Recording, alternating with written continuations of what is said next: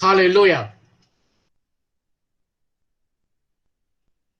இன்று கர்த்தர் நமக்கு கொடுத்த தலைப்பு, நாம் தரிசித்து நடவாமல் விசுவாசித்து நடக்க வேண்டும். We need to walk by faith, not by sight. நாம் தரிசித்து நடவாமல் விசுவாசித்து நடக்க வேண்டும். அதற்கு ஆதாரமாக 2 கொரிந்தியர் 5 6 எடுத்து வைத்துக்கொள்வோம். தமிழிலே 2 கொரிந்தியர் 5:6, ஆங்கிலத்திலே இது 2 Corinthians chapter 5:7. நாம் தரிசித்து நடவாமல் விசுவாசித்து நடக்கிறோம். For we walk by faith, not by sight. இன்று விசுவாசித்து நடப்பது என்றால் என்ன? விசுவாசித்து நடக்கும்போது நமக்கு எதிராக வருகிற ஆயுதங்கள் தான் எவை? நமக்கு வருகிற இந்த ஆயுதங்களை எவ்வாறு மேற்கொள்ள வேண்டும்? விசுவாசித்து நடக்கும்போது தேவன் நமக்கு கொடுக்கும் இந்த ஆசீர்வாதங்கள் தான் எவை என்பதை கற்றுக்கொள்ள பரிசுத்த ஆவியானவர் இன்று உதவி செய்வாராக. ஹalleluya, ஹalleluya. ஒரு முறை நாம் கண்களை மூடுவோம். ஒரு நிமிடம் கண்களை மூடுவோம். நல்ல பிதாவே, இந்த அருமையான நேரத்தை எங்கள் கருத்தில் கொடுக்கிறார்கள். ஆவியானவரே, அப்பா, நீங்க எங்களோடு கூட இடைப்படுங்கப்பா. நாம் தரிசித்து நடவாமல் விசுவாசித்து நடக்க வேண்டும் என்று வாக்கியத்தின் மூலமா எங்களோடு கூட இடைப்பட போறீங்க. ஒரு முகத்தின் ஆவியை கொடுங்க ராஜா. என் இருதயங்களாய எப்பா அந்த நிலத்தை கத்தாவே அப்பா விதைக்கப்படுகிற ஒவ்வொரு ஜீவனும் வல்லமுள்ள வார்த்தையில் கத்தாவே 100 மடங்கு பலன் தர எங்களுக்கு கிருபையை தாங்க ராஜா. விசுவாச ஓட்டத்திலே கத்தாவே கடினமான பாதை வழியாக நான் கடந்து வந்திருக்கோம்பா. நீங்களோடு கூட இடைப்படுங்க ராஜா, இடைப்படுங்க ராஜா. துதி கனமை எல்லாத்தையும் சேர்த்து இயேசு கிறிஸ்து நாமத்தில் நல்ல பிதாவே, ஆமென். விசுவாசித்து நடப்பது என்றால் என்ன? எபிரேயர் 11:1-13 பார்க்கிறோம். Hebrews chapter 11 verse 1 and 13. விசுவாசமானது நம்பப்படுகிறவர்களின் உறுதியும் காணப்படாதவர்களின் நிச்சயமாயிருக்கிறது. Faith is a substance of things hoped for, the evidence of things not seen. 13 பார்க்கிறோம். இவர்கள் எல்லாரும் வாக்குத்தத்தம் பண்ணப்பட்டவர்களை அடையாமல் தூரத்திலே அவைகளை கண்டு நம்பி அணைத்துக் கொண்டு பூமியின் மேல் தங்கள் அந்நியரும் பரதேசிகளும் என்று அறிக்கையிட்டு விசுவாசத்தோட மரித்தார்கள். விசுவாசமானது நம்பப்படுகிறவர்களின் உறுதியும் காணப்படாதவர்களின் நிச்சயமா இருக்கிறது. இந்த விசுவாச ஓட்டத்திலே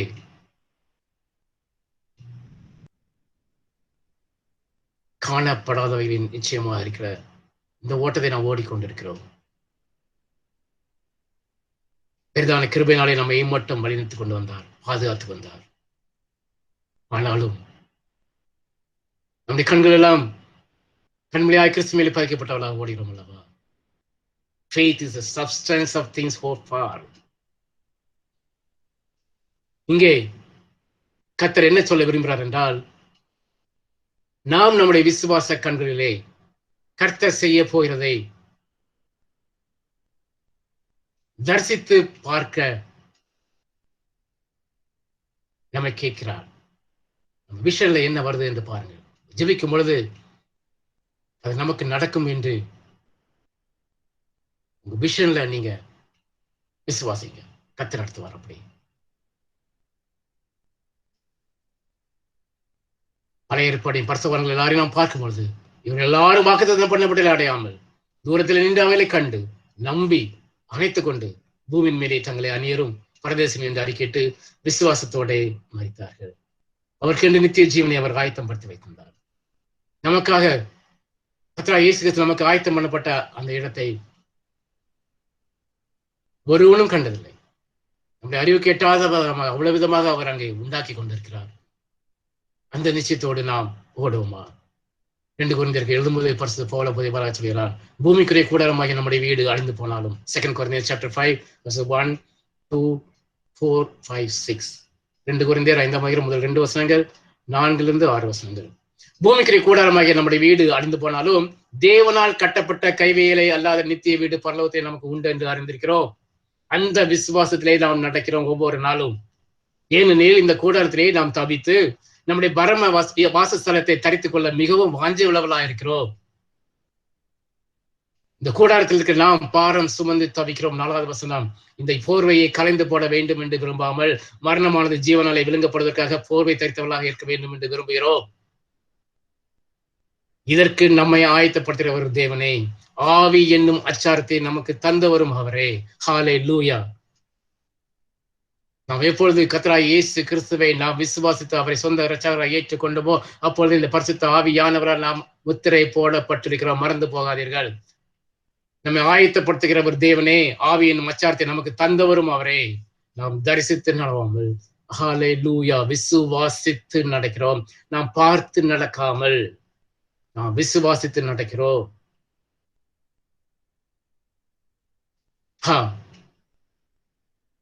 நம்முடைய விசுவாச ஓட்டத்திலே நாம் தேவன் நமக்கு கொடுத்த வாக்குத்தத்தங்களை விசுவாசித்து ஒவ்வொரு நாளும் கண்மலையாய் கிறிஸ்துவின் மேலே கண்களை நோக்கினவர்களாக நாம் நடப்போமா? அதைதான் ரோமர் எழுதும்போது பரிசுத்த பவுல் பதிவாளர் சொல்கிறார். ரோமர் 8 9 10 11 வசனங்களை இவ்வாறு பார்க்கிறோம். Romans chapter 8 verses 9 to 11. தேவனுடைய ஆவி உங்களில் வாசம் இருந்தால் நீங்கள் மாம்சத்துக்கு உட்பட்டவளாயிராமல் ஆவிக்கு உட்பட்டவளாயிருப்பீர்கள். கிறிஸ்துவின் ஆவி இல்லாதவன் அவருடையவன் அல்ல.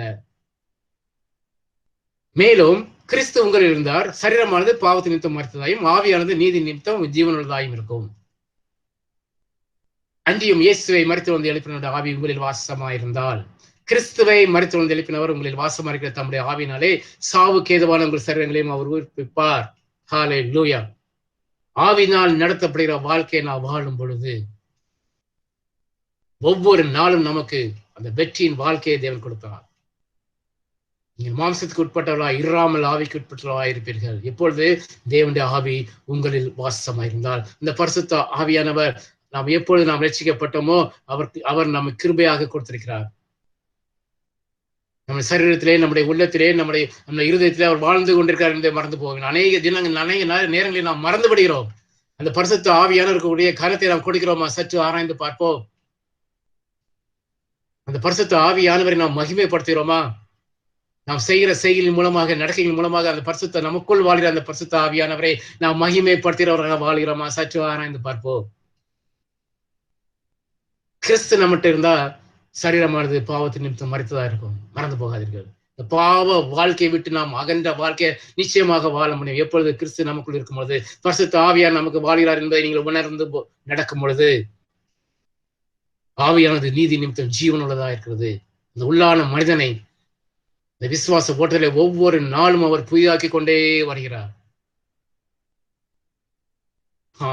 இயேசுவை மரித்து வந்து எழுப்பின ஆவி உங்களில் வாசமாயிருந்தார்.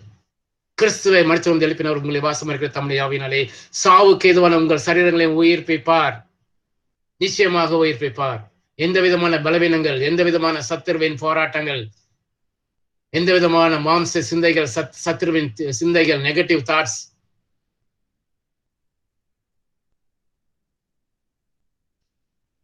தேவனுடைய வார்த்தையை தியானிக்க முடியாதபடி கொண்டு வருகிற எண்ணங்கள், சிந்தைகள்,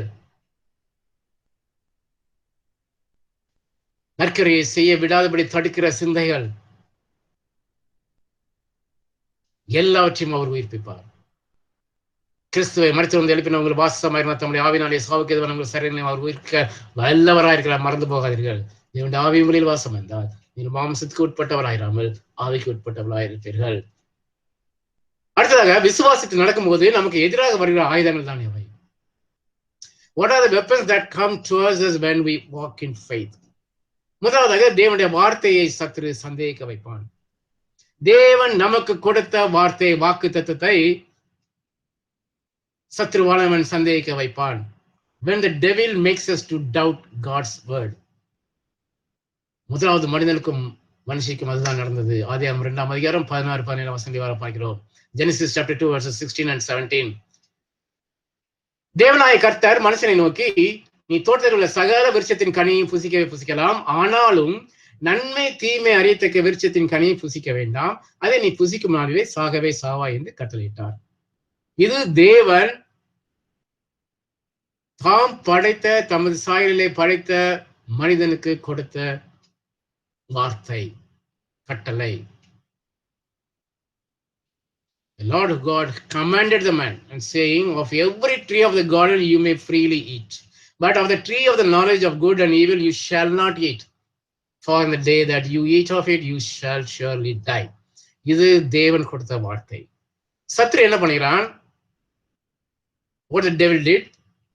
ஆதியாகமம் 3ஆம் அதிகாரம் முதல் 4 வசனங்கள். Genesis chapter 3 verses 1 to 4. தேவனாய கர்த்தர் உண்டாக்கின சகல காட்டு ஜீவன்களை பார்க்கலும் சர்ப்பமாக தந்திரமுள்ளதாக இருந்தது.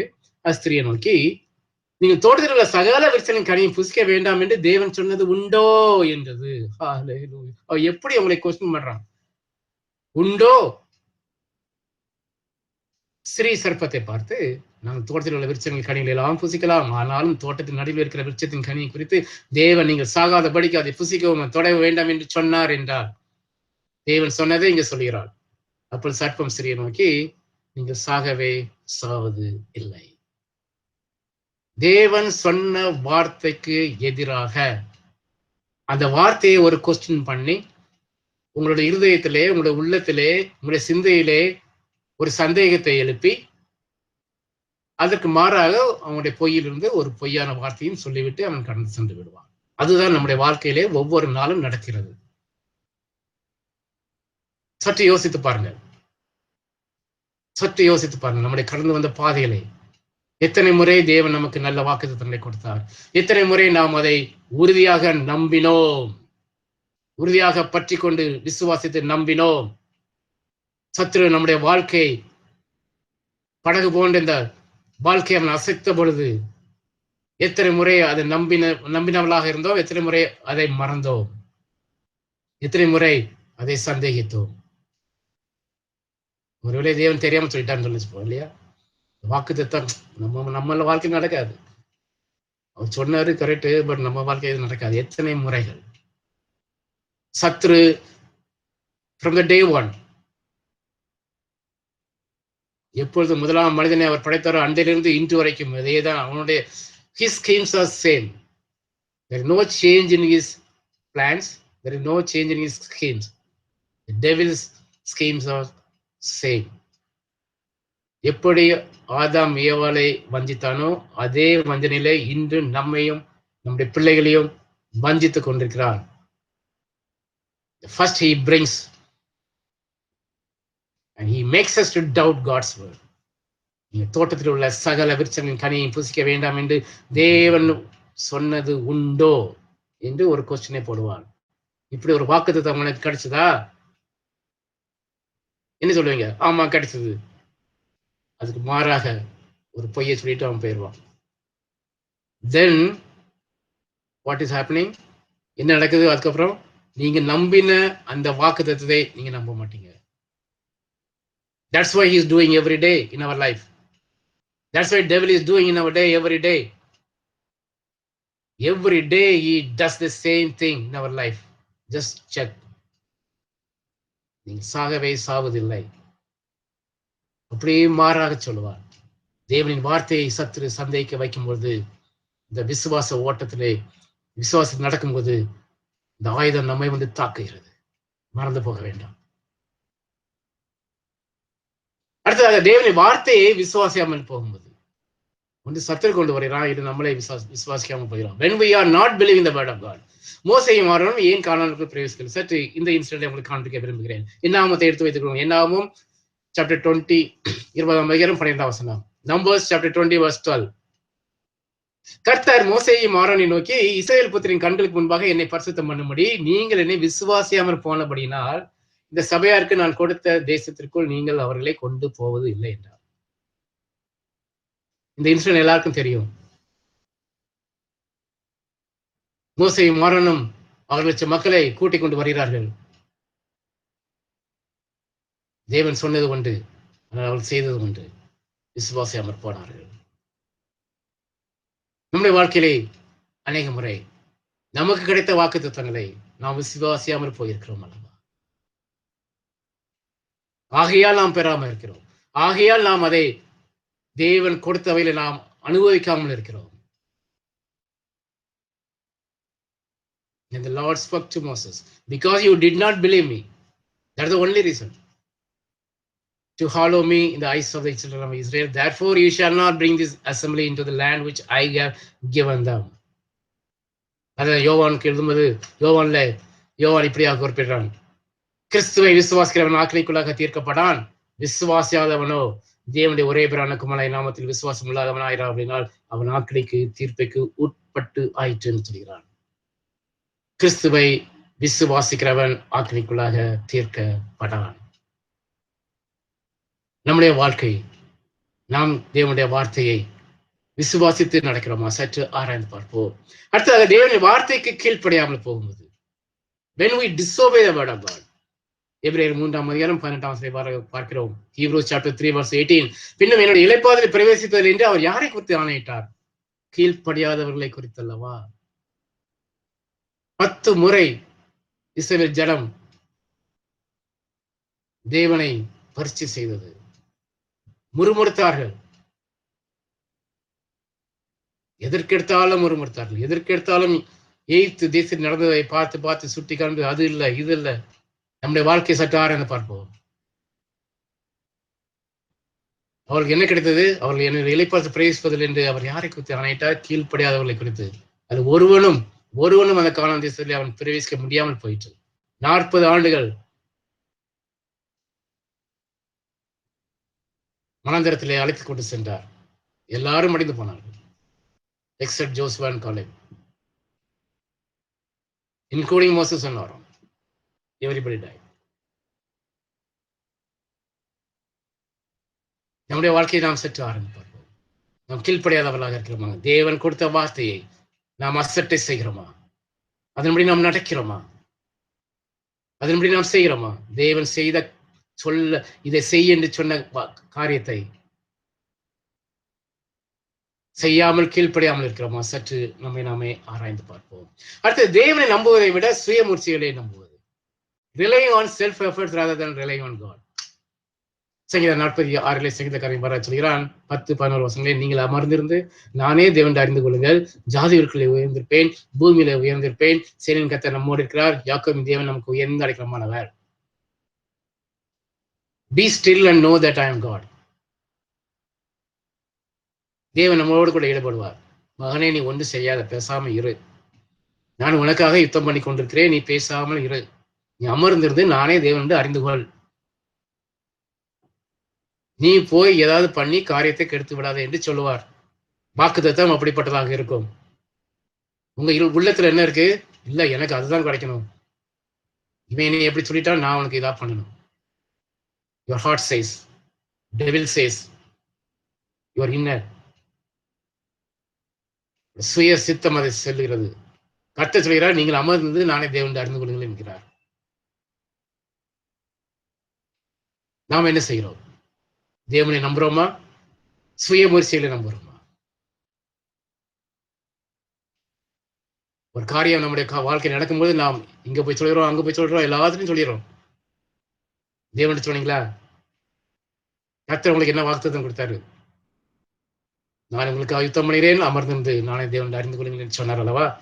நாம் என்ன செய்கிறோம்? சற்று ஆராய்ந்து பார்ப்போம். நம்மை சேனையின் கர்த்தர் நம்மோடு இருக்கிறார், யாக்கோபு தேவன் நமக்கு உயர்ந்த அடைக்கலமானவர். Be still and know that I am God. I will be exalted among the nations. I will be exalted in the earth.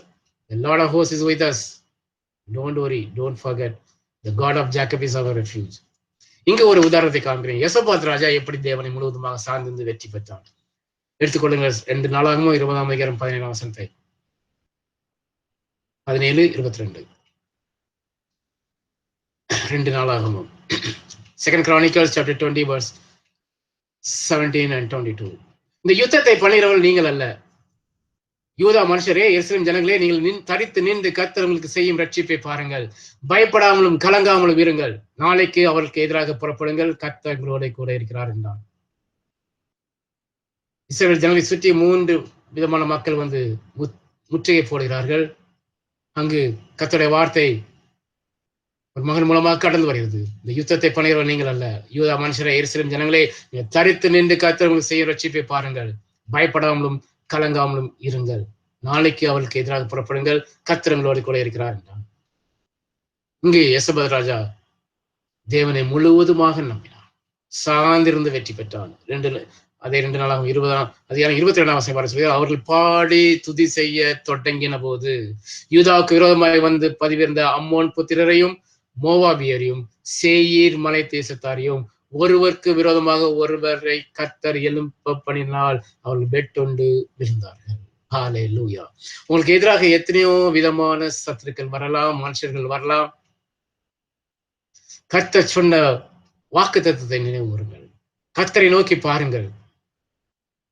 இந்த யுத்தத்தை பண்ணுகிறவர் நீங்க அல்ல, யூதா மனுஷரே, எருசலேம் ஜனங்களே, நீங்கள் தரித்து நின்று கர்த்தர் உங்களுக்கு செய்யும் ரட்சிப்பை பாருங்கள். சும்மா இருங்க, அவ்வளவுதான். Be still and know that I am God. அவருடைய மகிமை உள்ள வலது கரம் செய்கிற பராக்கிரமத்தை நீங்கள் அமர்ந்து இருந்து பாருங்கள். தரித்து நின்று உங்களுக்கு செய்யும் ரட்சிப்பை பாருங்கள் என்று சொன்னார். பயப்படாதீங்க, கலங்காதீங்க. இந்த ரெண்டும் உங்களுக்கு நடக்கும். ஐயோ அப்படி நடந்தா என்ன ஆகும், இப்படி நடந்தா என்ன ஆகும்? பயப்படாமலும் கலங்காமல் இருங்கள். நாளைக்கு அவருக்கு எதிராக புறப்படுங்கள். கர்த்தர் உங்களோட கூட இருக்கிறார். உன்னை விட்டு விலகுவதும் இல்லை, உன்னை கைவிடுவதும் இல்லை என்று சொன்னார். என்ன நடக்கிறது? 3 பேர் வந்திருக்கிறாங்க. அம்மோன் புத்திரர், மோவாபியர், சேயீர் மலை தேசத்தார். 3 பேரும் சேர்ந்து இஸ்ரவேல் மக்களை தாக்குவதற்காக வந்திருக்காங்க. செய்த நன்மைக்கு எதிராக தீமை. இஸ்ரவேல் மக்கள் அவர்கள் செய்த நன்மைகளை நினைத்து கூட பார்க்க முடியாத அளவுக்கு அவர்கள் தீமையை செய்வதற்காக வந்து நிற்கிறார்கள். அதுதான் அங்கே யோசபாத் கர்த்தரிடத்திலே மன்றாடுகிறான். எப்பா, நான் நன்மை செய்தப்பா, எனக்கு எதிராக வந்து நிற்கிறாங்க ராஜா, நான் என்ன செய்வேன்? அப்பதான் அந்த வார்த்தை கடந்து வருது. 20:17. யுத்தத்தை பண்ணுகிறோம் நீங்கள் அல்ல, எருசலேம் ஜனங்களை நீங்கள் தரித்து நின்று கர்த்தர்களுக்கு செய்ய ரட்சிப்பாங்க என்றார். அவள் பாடி துதி செய்ய தொடங்கின போது ஹல்லேலூயா. யூதாவுக்கு விரோதமாய் வந்து பதிவிருந்த அம்மோன் புத்திரரையும் மோவாபியரையும் சேயீர் மலை தேசத்தாரையும் ஒருவருக்கு விரோதமாக ஒருவரை கர்த்தர் எழும்ப பண்ணினதினால் அவர்கள் வெட்டுண்டு விழுந்தார்கள். ஒருவனாயிலும் தப்பவில்லை. தேவனை நம்புவதை விட சுயமச்சலை நம்பும் பொழுது அது நமக்கு பெரிய ஒரு ஆயுதமா இருக்குது. நாம் தேவனை நம்புவோமா? அவர் கொடுத்த வாக்குத்தத்தத்தை நம்பி நாம் கடந்து செல்வோமா? அடுத்ததாக சூழ்நிலையை பார்த்து பயப்படுதல். இதுவும் another weapon when looking at situations and being afraid. அதை இங்கு பார்க்கிறோம் என்றால் மத்திய 14:20-31 வரை வர பார்க்கிறோம். Matthew, Gospel according to St. Matthew chapter 14 verse 28-31. பேதுரு இயேசுவை நோக்கி, ஆண்டவரே, நீரே ஆனால் நான் ஜலத்தின் மேல் நடந்து வர கட்டளையிடும் என்றான். அதற்கு அவர் வா என்றார். அப்பொழுது பேதுரு படவை விட்டு இறங்கினான். இயேசுவிடத்தில் போக ஜலத்தின் மேல் நடந்தான். காற்று பலமா இருக்கிறதை கண்டு பயந்து அமிழ்ந்து போனான். ஆண்டவரே ரட்சியும் என்று கூப்பிட்டான். உடனே இயேசு கையை நீட்டி அவனை பிடித்து, அற்ப விசுவாசியே, ஏன் சந்தேகப்பட்டாய்? சூழ்நிலையை பார்த்து நாம் சந்தேகப்படுகிறோமா? சூழ்நிலையை பார்த்து நாம் பயப்படுகிறோமா? ஒருவேளை நமக்கு எதிராக வருகிற சூழ்நிலைகள் கர்த்தர் சொன்ன வாக்குத்தத்தத்துக்கு எதிராக நடந்து கொண்டே இருக்கும். அதை பார்த்து நாம் பயந்து அந்த சூழ்நிலையிலே அமிழ்ந்து போயிரோமா? நம்முடைய வார்த்தையின் மேலே நம்முடைய கண்களை பதிக்கிறோமா? நான் நம்புகிறது எதுவா இருக்கிறது? தேவனுடைய வார்த்தையா, இல்ல உங்களுடைய பயமா, சூழ்நிலையா? சற்று ஆராய்ந்து பாருங்கள். எத்தனையோ முறைகள் நம்முடைய விசுவாச ஓட்டத்திலே இந்த ஆயுதம் நம்மை தாக்கி கொண்டே இருக்கிறது. நமக்கு எதிராக எல்லாம் நடக்கும். நீங்க செய்ய நினைத்தது ஒன்று, கர்த்தர் வாக்கு கொடுத்தார், அதன்படி நீங்க நடத்தி நீங்க முன்னேறி செல்லும் பொழுது அதற்கு மாறாக எதிராக அநேக காரியங்கள் உங்கள் வாழ்க்கையில் நடக்கலாம். ஒன்று மட்டும் நிச்சயம், கண்களை கண்மலையாகி கிறிஸ்து மேலே பைத்தவளாக விசுவாசம், அவர் சொன்ன வாக்குத்தத்தத்தை விசுவாசித்து நடக்க பழகிக் கொள்ளுங்கள். பயப்படாதீர்கள், அமிழ்ந்து போக மாட்டீர்கள். பயந்தால் அமிழ்ந்து விழுது. அங்க இங்க ஏதோ பேதுரு அதைதான் கேட்கிறான். அவன் தான் கேட்கிறான், அப்பா இது நீங்களா? நான் ஜலத்தில் நடந்து வரேங்கிறான். எனக்கு கட்டளை எடுங்கிறான். Jesus is very cool. Yes, come on. Peter answered him and said, Lord, if it is you, command me to come to you on the water. So he said, come. ஒரே ஒரு வார்த்தை, come. And when Peter had come down out of the boat, good, first step is good, he walked on the water. Yes, the first step also he did to go to Jesus. நமக்கு இந்த முதல் step கூட வைக்க நமக்கு பயமா இருக்கும். நினைத்து பாருங்கள். Peter is far, far better than us. அலை மோதுது, கடல், தண்ணீர், கால வச்சிட்டான். அவ்வளவு தூரம் தைரியம் வந்துட்டு. But when he saw that the wind was boisterous and he was afraid and beginning to sink. இதுதான் நம்முடைய வாழ்க்கை நடந்து கொண்டிருக்கிறது. காற்று பலமா இருக்கிறதை கண்டு பயந்து அமிழ்ந்து போகிறேன். ஆனாலும் நம்முடைய தேவன், ரட்சிக்கிற தேவன், அதிலிருந்து நம்மை தூக்கி எடுப்பார். அதிலிருந்து நம்மை தூக்கி எடுக்க வல்லவராக இருக்கிறார். அற்ப விசுவாசியை ஏன் சந்தேகப்பட்டா என்று நம்மை கேட்பார். விசுவாசத்தை உறுதியாக இருங்கள். கடைசி காலங்களிலே விசுவாசம் தான் நம்மை கடைசி வரைக்கும் நம்மை கொண்டு சேர்க்கும். தேவன் கொடுத்த ஒவ்வொரு வாக்குத்தத்தமும் ஆமென் என்றும் கிறிஸ்துவுக்குள் ஆமென் என்றும் இருக்கிறது. ஆகையால் நீங்கள் பயப்பட வேண்டாம். ஆகையால் நீங்கள் எதை குறித்தும் கலங்க வேண்டாம். வாக்குத்தத்தம் பண்ணினவர் உண்மை உள்ளவர், நான் விசுவாசிக்கிறவர் இன்னார் என்று அறிவேன். ஹல்லேலூயா. விசுவாசத்தை துவைக்கிறவர் முடிக்கிறவருமாய் என்னுடைய இயேசு கிறிஸ்துவை நான் அறிவேன். ஆகையால் நான் அமிழ்ந்து போக மாட்டேன். ஆகையால் நான் பயந்து போக மாட்டேன். சூழ்நிலைகள் முழுவதும் எனக்கு எதிராக இருக்கலாம், ஆனாலும் நான் பயப்பட மாட்டேன். அடுத்ததாக பொல்லாதவர்களை குறித்து, நியாயக்கேடு சிலர் குறித்து எரிச்சல் அடையாதீர்கள். Do not fret because of evil doers, nor be envious of the workers of the iniquity. அதை எங்கு பார்க்கிறோம் என்றால் சங்கீதம் 37 முதல் 5 வசனங்கள். Songs 37 verse 1 to 5. பொல்லாதவர்களை குறித்து எரிச்சல் அடையாதே, நியாயக்கேடு செய்கிறவர்கள் மேல் பொறாமை கொள்ளாதே. அவர்கள் புல்லை போல சீக்கிரமாய் அற்புண்டு பசும்பூண்டை போல வாடி போவார்கள். கர்த்தரை நம்பி நன்மை செய், தேசத்திலே குடியிருந்து சத்தியத்தை மேய்ந்து கொள். கர்த்தரிடத்தில் மனமகிழ்ச்சியாயிரு, அவர் உன் இருதயத்தின் மேல்களை உனக்கு அருள் செய்வார். உன் வழியை கர்த்தருக்கு ஒப்புவித்து அவர் மேல் நம்பிக்கையாயிரு. அவரே காரியத்தை வாய்க்க பண்ணுவார், வேற யாரும் காரியத்தை வாய்க்க பண்ண மாட்டாங்க. நம்மை சுற்றிலும் உள்ள இந்த உலகம் நம்மை குறித்து எரிச்சல் அடையும். பொல்லாங்கானங்களை நமக்கு செய்வார்கள். நாம் ஜெயிக்க விடாதபடி, நாம் அச்சீவ் பண்ண முடியாத அளவுக்கு, நாம் நன்மைகளை பெறாதபடிக்கு எத்தனையோ தடங்களை கொண்டு வருவார்கள். நியாயக்கேடு செய்வார்கள், நன்மை செய்ததற்கு எதிராக தீமையை செய்வார்கள், பொய்யாக குற்றச்சாட்டுகளை சொல்வார்கள், பொய் பேச்சுகளை நமக்கு எதிராக பேசுவார்கள். உங்களுடைய இருதயம் துவந்து போற அளவுக்கு, உடைக்கப்படுகிற அளவுக்கு உங்கள் மேலே குற்றச்சாட்டுகள் வரும். ஆனாலும் ஹல்லேலூயா, கர்த்தர் என்ன சொல்கிறார்? இந்த பொல்லாதவர்களை குறித்து எரிச்சல் அடையாதே, நியாயக்கேடு செய்வர்கள் மேல் பொறாமை கொள்ளாது. அவளுக்காக ஜெபம் பண்ணு, அவளை ஆசீர்வதித்து ஜெபம் பண்ணு. ஏனென்றால் அவருடைய முடிவை தேவன் அறிவார்கள். புல்லை போல சீக்கிரமா இருப்புண்டு பசும்பூண்டை போல வாடி போவார்கள். கர்த்தரை நம்பி நன்மை செய், நன்மை செய்வதை சோர்ந்து போகாதே, நற்கிரையை செய்வதை சோர்ந்து போகாதே, சோர்ந்து போகாமல் நற்கிரையை செய். தேசத்திலே குடிந்து சத்தியத்தை மேய்ந்துகொள். கர்த்தரிடத்திலே மனமகிழ்ச்சி வரும். சுற்றியுள்ள காரியங்களை பார்க்கும் பொழுது உடைக்கப்பட்ட இருதயத்தோடு கூட இருக்கலாம், ஆனால் கர்த்தரிடத்தில் மனமகிழ்ச்சியா இருக்கும். தேவன் என்ன செய்தாலும் எனக்காக எல்லாவற்றையும் செய்து முடிப்பார். தேவன் என்ன செய்தாலும் அது எனக்கு நன்மையாகவே இருக்கும் என்பதை விசுவாசித்து நம்பி மனமகிழ்ச்சியா இருக்கும். இருதயத்தின் வீடுதலை அவர் உனக்கு அருள் செய்வார். ஹல்லேலூயா. விசுவாசத்தை விட்டு விடாதே, நம்பிக்கையை விட்டு விடாதே. சூழ்நிலையை பார்த்து பயப்படாதே, கலங்காதே. ஆனால் ஒன்னே ஒண்ணு, உன் வழியை கர்த்தருக்கு ஒப்புவித்து, நீ பாவம் பண்ணாத, மீண்டும் மீண்டும் பாவத்தை விடாத. ஒவ்வொரு நாளும் கிருபையாக கிடைத்த அந்த ரட்சிப்பிலே அனுதினமும் நம்ம புதுப்பித்துக் கொண்டு ஓடுவோம். வழியை கர்த்தருக்கு ஒப்புவித்து, எப்ப என்ன செய்யணும்னு சொல்லிதாங்க, எனக்கு புரியல, I don't know what to do. You tell me what I'm supposed to do. Ask and have trust on him. அவர் மேல் நம்பிக்கையா இரு, அவரே காரியத்தை வாய்க்கும். Commit your way to the Lord. Trust also in him. First you commit, then trust, and he shall bring it to pass. அப்படியே நடக்கும் உங்களுக்கு. ஹல்லேலூயா. பொல்லாதவர்களை குறித்து, நியாயக்கேடு குறித்து எரிச்சல் அடையாதீர்கள். அடுத்ததாக நமக்கு வருகிற ஆயுதங்களை நாம் எவ்வாறு மேற்கொள்ள வேண்டும்? மாம்சத்தின்படி நடவாமல் ஆவின்படி நடக்கும்போது ஆயுதங்களை மேற்கொள்ள முடியும். நிச்சயமாக we can overcome the weapons when we walk according to the spirit and not by flesh. அது ரோமருக்கு எழுதும்போது பரிசுத்த பவுல் தன்னுடைய வாழ்க்கையை பற்றி இங்கு குறிப்பிட பார்க்கிறோம். ரோமர் 7ஆம் அதிகாரம் 18 முதல் 25 வசனங்களை இவ்வாறு பார்க்கிறோம். என்னிடத்திலே, அதாவது என் மாம்சத்திலே நன்மை வாசமாக இல்லை என்று நான் அறிந்திருக்கிறேன். நன்மை செய்ய வேண்டும் என்கிற ஒரு விருப்பம் எண்ணத்தில் இருக்கிறது. ஆனால் நன்மை செய்வதோ எண்ணத்தில் இல்லை. எல்லாருக்கும், எல்லா மனுஷருக்கும் நடக்கிற போராட்டம் உள்ளத்திலே. நல்லது செய்யணும்னு விருப்பம் இருக்கும், ஆனா செய்ய முடியாது. ஏதாவது தடங்கள் இருக்கும், கடைசியில் நம்ம செய்ய மாட்டோம். அதனால் நான் விரும்புகிற நன்மையை செய்யாமல் விரும்பாத தீமையை நான் செய்கிறேன். அந்தபடி நான் விரும்பாததை நான் செய்தால் நான் அல்ல, எனக்குள் வாசமா இருக்கிற அந்த பாவம் தான் என்னை அப்படி செய்ய தூண்டுகிறது.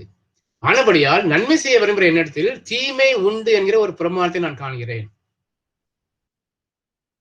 ஆசை இருக்கு, ஆனா இன்னொரு ஃபோர்ஸ் வந்து என்னை இழுத்துறது. நன்மை செய்ய விடாம தீமையை செய்ய வைக்கிறது.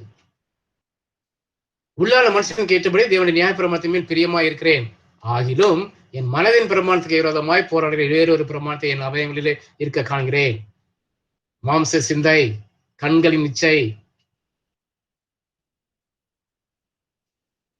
நாவினால் செய்கிற பாவங்கள், மற்றவர்களை பற்றி குறை செய்கிற பாவங்கள், சிந்தையிலே மாம்சத்துக்குள்ளான எல்லா விதமான காரியம் இருக்குது. இந்த மனதின் பிரமாணத்துக்கு விரோதமாய் போராடி வேறொரு பிரமாணத்தை என் அவயங்களில் இருக்க காண்கிறேன். அது என் அவயங்களில் உண்டாக்கிற பாவ பிரமாணத்துக்கு என்னை சிறையாக்கி கொள்கிறது. எவ்வாறு தன்னை முழுவதுமாக அனலைஸ் பண்ணி கண்டுபிடிக்காம பாருங்க. அதுதான் என்னுடைய அவயங்களில் உண்டாக்கிற பாவ பிரமாணத்துக்கு என்னை சிறையாக்கி விடுகிறது. நிர்பந்தமான மனுஷன் நான். இங்கேயும் செய்ய முடியல, அங்கேயும் போக முடியல. விருப்பம் இருக்குப்பா, நன்மை சிறந்த விருப்பம் இருக்கு, ஆனா செய்ய முடியலப்பா. கண்ணை நிச்சயம் என்னை கெடுக்குது, மாம்சத்தின் நிச்சயம் என்னை தடுக்குது, உலகத்தின் மேல் உள்ள ஆசை என்னை தடுக்குதப்பா. இந்த மரண சரீரத்திலிருந்து யார் என்னை விடுதலை ஆக்குவார்? அழுகுறாங்க, அப்படியே நொந்துகிறான். எப்பா இந்த மரண சரீரத்திலிருந்து யார் என்னை விடுதலை ஆக்குவார்? அடுத்த வசனம் சொல்லுது, நம்முடைய கர்த்தராகிய இயேசு கிறிஸ்து மூலமாய் தேவனை ஸ்தோத்திரிக்கிறேன். ஆதலால் நானே என் மனதினாலே தேவனுடைய நியாய பிரமாணத்துக்கும் மாம்சத்தினாலே பாவ பிரமாணத்துக்கும் ஊழியம் செய்கிறேன். ஆகையால் அடுத்த அதிகாரம் ரோமர் 8:1-4 வரப்படுத்துகிறான். ஆனபடினால் கிறிஸ்து இயேசுக்கு உட்பட்டவர்களா இருந்து மாம்சத்தின்படி நடவாமல் ஆவின்படி நடக்கிறவர்களுக்கு ஆக்கினை தீர்ப்பு இல்லை. கிறிஸ்து இயேசுனாலே ஜீவனுடைய ஆவின் பிரமாணம் என்னை பாவம் மரணம் என்பதின் பிரமாணத்திலிருந்து விடுதலை ஆக்கிற்று. ஹல்லேலூயா. அது எப்படி எனில், மாம்சத்தினாலே பலவீனமா இருந்த நியாயப்பிரமாணம் செய்யக்கூடாததை தேவனே செய்யும்படிக்கு தம்முடைய குமாரனை பாவ மாம்சத்தின் சாயலாகவும் பாவத்தை போக்கும் பலியாகவும் அனுப்பி மாம்சத்திலே பாவத்தை ஆக்கினைக்கு உள்ளாக தீர்த்தார். நம்மளால இது செய்ய முடியாது. அதை தான் கர்த்தராகிய இயேசு கிறிஸ்து கல்வாரி சிலுவிலே நமக்காக தம்முடைய சரீரத்திலே அதை செய்து முடித்தார். மாம்சத்திலே பாவத்தை ஆக்கினைக்குள்ளாக தீர்த்தார். மாம்சத்தின்படி நடவாமல் ஆவின் நடக்கிற நம்மிடத்திலே நியாயப்பிரமாணத்தின் நீதி நிறைவேறும்படிக்கு அப்படி செய்தார். ஆகையால் தான் நான் சொல்கிறார்,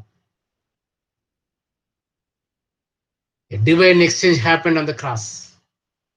நீங்களும் நானும் செய்ய முடியாதது. 2 பிரமாணம் போரிடுது நம்ம சரீரத்திலே. ஆவிக்குரிய பிரமாணம், மாம்சத்துக்குரிய பிரமாணம். எப்பவுமே இந்த மாம்சம் தான் வெற்றி பெறுது. நன்மை செய்ய நினைக்கிற முடியல. ஆனாலும் அந்த கர்னல் சின், அந்த முதலாவது மனிதனாகிய ஆதாம் ஏவலும் அந்த செய்யப்பட்ட அந்த கர்னல் சின், அதை அழிக்கதான், அது தம்முடைய சரீரத்திலே ஏற்றுக்கொள்ளதான் தேவன் தம்முடைய ஒரே குமாரனாகிய இயேசு கிறிஸ்து 2000 ஆண்டுகளுக்கு முன்பாக நமக்காக அனுப்பி அவர் எழுதி கொடுத்த அதை நியாயப்பிரமாணம் செய்யக்கூடாது. ஹல்லேலூயா. What a wonderful Lord God we have. மாம்சத்தினாலே பலவீனம் இருந்த நியாயப்பிரமாணம் செய்யக்கூடாததை தேவனே செய்யும்படிக்கு தம்முடைய குமாரனை பாவ மாம்சத்தின் சாயலாகவும் மனுஷகுமாரனாக அனுப்புகிறார். அதே ரத்தத்தோடு அதே மாம்சத்தோடு போடாங்கிறார். போய் என் பிள்ளைகளுக்காக உன்னுடைய உயிரை கொடு, பரிசுத்தமாக வாழ்ந்து பரிசுத்த ரத்தத்தை சிந்தி அந்த பாவத்தை போக்கிற பலியாக நான் உன்னை கல்வாரி சிறையில பலியிட்டு உன்னுடைய மாம்சத்திலே அந்த பாவத்தின் ஆக்கினையை உன்னிலே நான் தீர்க்க போகிறேன் என்று சொல்லி எங்க அனுப்புகிறார். ஹல்லேலூயா. அவருடைய அன்பு எவ்வளவு பெரிய அன்பு! எப்போ உடைய அன்பின் ஆழம் உயரங்கள் எங்களை அறிந்து கொள்ள முடியாது ராஜா. அப்பாவிகளா இருக்கவே கிறிஸ்து எங்களுக்கு அமர்த்தினாலும் அன்பு எப்படி வெளிப்பட்டது ராஜா. கிறிஸ்து இயேசு உட்பட்டவளா இருந்து மாம்சத்தின்படி நடவாமல் ஆவின்படி நடக்கிறவர்களுக்கு ஆக்கினை தீர்ப்பு இல்லை. அந்த ஆக்கினை தீர்ப்பை நம்மை விட்டு எடுப்பதற்காக இங்கு கல்வாரி சிலுவையிலே தமது குமாரன் மூலமாக செய்து முடிகிறார். ஹல்லேலூயா.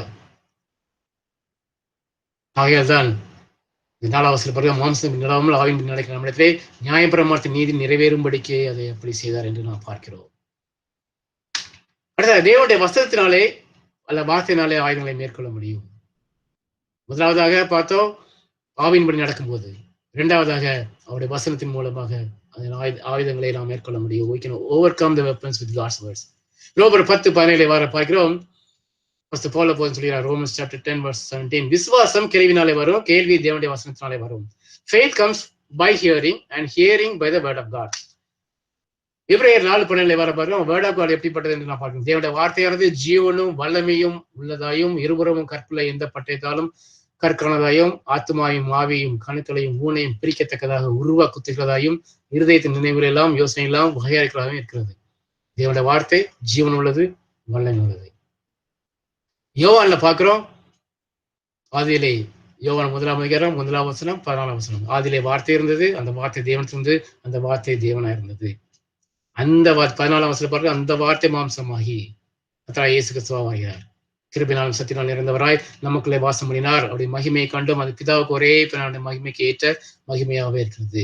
தேவனுடைய வார்த்தை கர்த்தராகிய இயேசு கிறிஸ்து.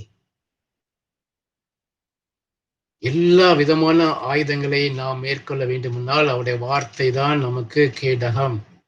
ஆவியின் பட்டயமாகி அந்த வார்த்தையை பிடித்துக் கொள்ளுங்கள். வார்த்தை வேறு எதுவும் இல்லை, நம்முடைய கர்த்தராகிய இயேசு கிறிஸ்து. இயேசு கிறிஸ்துக்கு முன்பதாக எந்த வெப்பனும் அது ஒன்றுமே வாய்க்காமல் போகும். எல்லாம் ஒன்று செய்ய முடியாது. தேவனுடைய வசனத்தினாலே நாம் அந்த ஆயுதங்களை நிச்சயமாக மேற்கொள்ள முடியும். வல்லமை உள்ள ஜீவனும் வல்லமை உள்ள அந்த வசனத்தை வைத்து நாம் நமக்கு எதிராக வருகின்ற இந்த ஆயுதங்களை எல்லாவற்றையும் நாம் மேற்கொள்ள முடியும். 1 தெசலோனிக்கேயருக்கு எழுதும்போது போல போய் வர குறிப்பிட்டார். 1 தெசலோனிக்கேயர்ஸ் chapter 2 verse 13. 1 தெசலோனிக்கேயர் 2:13 பார்க்கிறோம். நீங்கள் தேவ வசனத்திலே எங்களாலே கேள்விப்பட்டு ஏற்றுக்கொண்ட போது அதை மனுஷ வசனமாக ஏற்றுக்கொள்ளாமல் தேவ வசனமாக ஏற்றுக்கொண்டனாலே நாங்கள் இடைவிடாமல் தேவனுக்கு ஸ்தோத்திரம் செலுத்துகிறோம் சொல்கிறார். அது மெய்யாகவே தேவ வசனம் தான். விசுவாசிக்கிற உங்களுக்குள்ளே அது பலனும் செய்கிறது. அது ஜீவனும் வல்லமையுள்ள வசனம்.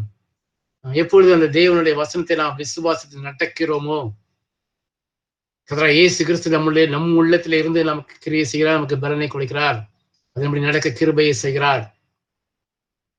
தேவனுடைய வார்த்தையை விசுவாசத்துடன் கேட்கும்போதுதான் வார்த்தையுடன் வருகிற அந்த ஆவிக்குரிய ஆசீர்வாதத்தை நாம் பெற முடியும். தேவன் நம்முடைய குறைவுகள் எல்லாம் அவருடைய நிறைவான நன்மைகளால் சரி செய்ய வேண்டும் என்றால் அவர் தமது வார்த்தையின் மூலம் தான் அதை செய்ய முடியும். அதற்காக அவருக்கு நமது விசுவாசத்தின் ஒத்துழைப்பு தேவை. நம்மளுக்கு என்ன எதிர்பார்க்கிறார்? நம்முடைய விசுவாசம்.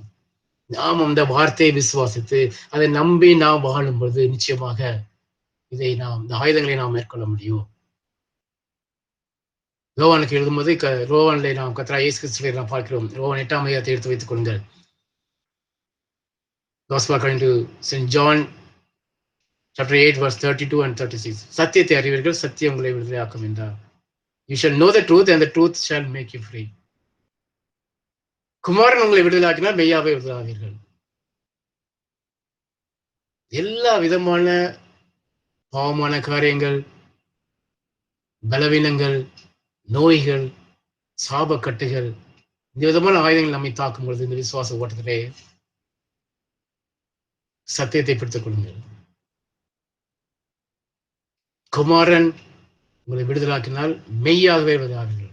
அப்படி முழுவதுமாக விடுதலைப்படுவீர்கள். அதுக்கு என்ன செய்ய வேண்டும்? சத்தியத்தை அறிய வேண்டும். சத்தியமாகிய இயேசுபரனை ஏசப்பாவை நீங்க அறிந்து கொள்ளுங்கள். முழுவதுமாக அறியுங்கள், நம்புங்கள். சத்தியம் உங்களை விடுதலையாக்கும். கர்த்தராகிய இயேசு கிறிஸ்து இதை செய்ய முடியும் என்று நம்புங்கள், ரட்சிக்கப்படுவீர்கள். ஒரு எக்ஸாம்பிள் கொடுக்குறேன். நீங்க வேதத்தை வாசிக்கிறீங்க, பைபிளை எடுத்த உடனே தூக்கம் வருது, வாசிக்கிற வசனங்களும் உள்ளே போக மாட்டேங்குது. ஏன் தெரியுமா? சத்ருவானவன் இம்மிடியேட்டா உங்களுக்கு என்ன பண்றான்? அவனுடைய அந்த இருளின் அதிகாரத்தில் உங்களை வழி மூடிடுறான். கண்கள் அவன் தொடர்றது முதலாவது கண்கள், உங்க சிந்தை. மறந்து போகாதீர்கள், சத்ரு உங்களை குறிவைத்து அடிக்கிறது 2 காரியங்கள். உங்களுடைய கண்கள், உங்களுடைய சிந்தனை. என்ற கண்கள் மூலமாக நீங்கள் வேதத்தை வாசிக்கிறீர்கள். வேதத்தை வாசிக்க முடியாதபடிக்கு, அதை புரிந்து கொள்ள முடியாதபடிக்கு, அதை மெடிடேட் பண்ண முடியாத அளவுக்கு உங்களுக்கு சோர்வையும் எல்லா விதமான தூக்கத்தையும் கொண்டு வருகிறவன் சத்துரு. இந்த லிவிதியான் ஆவி தேவனுடைய வார்த்தைக்கு எதிராக போராடி கொண்டே இருக்கும். வலுசற்பத்தின் ஆவி தேவனுடைய வார்த்தையை அறிவதற்கு முன்பதாக உங்களோடு கூட போராடி கொண்டே இருக்கிறோம். அதே நான் கொலைசருக்கு எழுதும்போது இங்கே போல போல சொல்கிறார். கொலைசர் 1:13 சொல்ல, இருளின் அதிகாரத்திலிருந்து நம்மை விடுதலாக்கி நமது அன்பின் குமாரனுடைய ராஜ்யத்துக்கு உட்பட்டவராக பிதாவை சோசரிக்கிறோம். இந்த இருளின் அதிகாரம் இன்றும் இருக்கிறது. நம்முடைய ஒவ்வொருடைய வாழ்க்கையில மனு தினமும் அது இருக்கிறது. நம்முடைய குடும்பத்தில் இருக்கிறது, எல்லா இடத்துலையும் இருக்கிறது. அந்த அதிகாரத்திலிருந்து நீங்க வெளியே வர வேண்டும். அதற்கு நீங்க ஒரு வசனத்தை உபயோகப்படுத்த வேண்டும். How to apply the word of God. ஏசாயா 35:7 எடுத்து வைத்துக் கொள்ளுங்கள். ஏசாயா chapter 35:7.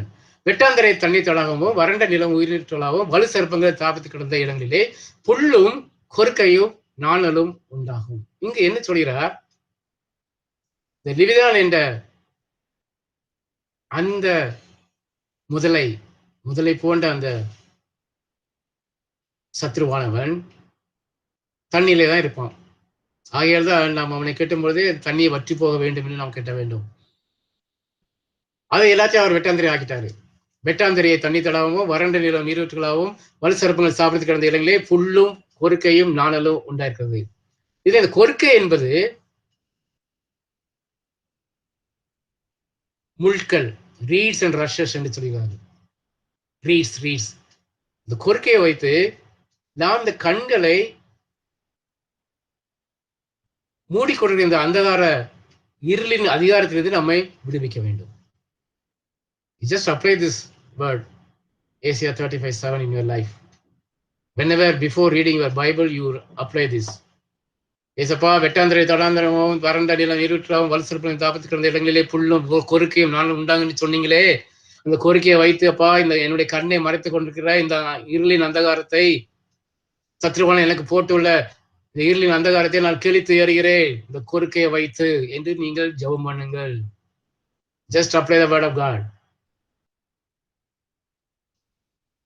ஜெபம் பண்ணுவதற்கு முன்பதாக தூக்கம் வரும், கொட்டாவி வரும், அப்பதான் வரும் உங்களுக்கு. இந்த வசனத்தை அப்ளை பண்ணுங்க. தேவனே, வெட்டாந்த தண்ணீர் தடாகவும் வறண்ட நில நீரூற்றுகளாகவும் வலு சர்ப்பங்கள் தாபத்து கிடந்த இடங்களிலே புல்லும் கோரிக்கையும் நாணலும் உண்டாகும் சொன்னீங்களே, அந்த கோரிக்கையை நான் இப்ப கையில எடுக்கிறேன்ப்பா.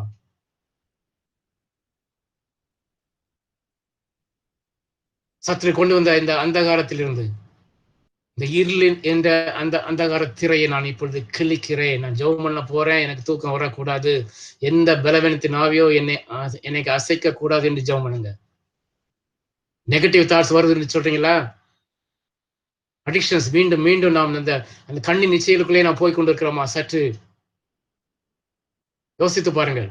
இருந்தது என்றால் இந்த you just apply this word, Isaiah 35:7. இந்த கோரிக்கையை கையில எடுங்க, அந்த முள்ளை எடுங்க. சத்ரு அந்த முள்ளுக்கு தான் ஓடுவான். கிளிங்க அவன் போட்ட அந்த அந்தகார சக்தியின் அந்த திரையை கிழித்து எறியுங்கள். கண்கள் திறக்கப்படும். வேதத்தை வாசிக்கும் பொழுது அதன் அதிசயங்களை நீங்கள் அறிந்து கொள்வீர்கள், ஆழங்களை அறிந்து கொள்வீர்கள், தேவனங்களோடு கூட இடைபடுவதை அறிந்து கொள்வீர்கள். ஹல்லேலூயா. சத்தியத்தை அறியீர்கள், சத்தியம் உங்களை விடுதலை ஆக்கும். இந்த சத்தியத்தை அறிய விடாமல் செய்வதுதான் சத்ருவின் வேலை. அதேதான் இங்க அப்போஸ்தலன் சொல்கிறான். பவுல் கொலோசியர் இருளின் அந்தகாரத்திலிருந்து நம்மை விடுதலை ஆக்கினார். ஹல்லேலூயா, ஹல்லேலூயா. ஸ்தோத்திரம் செலுத்துகிறான். இருளின் அந்தகாரத்தில் நம்மை விடுதலையாக்கி தமது அன்பின் குமாரனுடைய ராஜ்யத்துக்கு உட்படுத்தினவருமாயிருக்கிற பிதாவை ஸ்தோத்திரிக்கிறோம். Hallelujah. He has delivered us from the power of darkness and conveyed us into the kingdom of the Son of His love. Hallelujah. வார்த்தை எடுங்க, தேவனுடைய வசனத்தை எடுங்க, பட்டயமாய வசனத்தை எடுத்துக்கொள்ளுங்கள், போராடுங்கள். எல்லா விதமான ஆயுதங்களையும் நீங்கள் மேற்கொள்ள முடியும். எல்லா விசுவாசிகளுக்கும், எல்லா மனுஷருக்கும் இந்த ஆயுதம் உண்டு. எல்லா விசுவாசிகளும் இந்த ஆயுதத்தால் தாக்கப்படுகிறார்கள். சத்ரு யாரையும் விட்டு வைக்க மாட்டான். கண்கள் நிச்சயம் எல்லாருக்கும் வரும். எவ்வளவு பெரிய பரிசுத்தவானா இருந்தாலும் கண்கள் நிச்சயம் வந்து கொண்டே இருக்குது. அதை எப்படி நாம் மேற்கொள்ள வேண்டும்? நெகட்டிவ் தாட்ஸ் எல்லாருக்கும் வரும்.